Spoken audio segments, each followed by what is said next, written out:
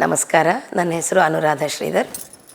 ನವರಾತ್ರಿಯ 7ನೇ ದಿನ ದೇವಿ ದುರ್ಗೆಯನ್ನು ಕಾಲರಾತ್ರಿ ರೂಪದಲ್ಲಿ ಆರಾಧನೆ ಮಾಡ್ತೀವಿ. ಈ ರೂಪದಲ್ಲಿ ಎಲ್ಲ ನಕಾರಾತ್ಮಕ ಶಕ್ತಿಗಳ ನಾಶಕ ಅಂಥೇಳಿ ನಾವು ನಂಬಿದ್ದೇವೆ. ಶುಂಭ ನಿಶುಂಭರನ್ನು ಸಂಹಾರ ಮಾಡಿದವಳು ಇವಳೇ ಸರಸ್ವತಿ. ಅಜ್ಞಾನ ಮತ್ತು ಅಂಧಕಾರಗಳನ್ನು ನಾಶ ಮಾಡುವವಳು ಅಂಥೇಳಿ ಪರಿಗಣಿಸಲಾಗಿದೆ. ಮೊದಲು ವಿಷ್ಣುವಿನ ನಾಭಿಕಮಲದಿಂದ ಬ್ರಹ್ಮ ಸೃಷ್ಟಿಯಾಗ್ತಾನೆ. ಅನಂತರ ಮಹಾವಿಷ್ಣು ಬ್ರಹ್ಮನಿಗೆ ಸೃಷ್ಟಿ ಕಾರ್ಯವನ್ನು ಮಾಡಲಿಕ್ಕೆ ಹೇಳ್ತಾರೆ. ಬ್ರಹ್ಮದೇವರು ಮೂಲಾ ನಕ್ಷತ್ರದಲ್ಲಿ ಮೊದಲು ಸರಸ್ವತಿಯನ್ನು ಸೃಷ್ಟಿ ಮಾಡ್ತಾರೆ.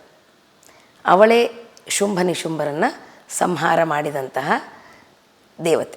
ನವರಾತ್ರಿಯ 7ನೇ ದಿನ ಜ್ಞಾನದ ಅಧಿದೇವತೆ ಸರಸ್ವತಿಯನ್ನು ನಾವು ಮೂಲಾ ನಕ್ಷತ್ರದಲ್ಲಿ ಆರಾಧನೆಯನ್ನು ಮಾಡ್ತೀವಿ.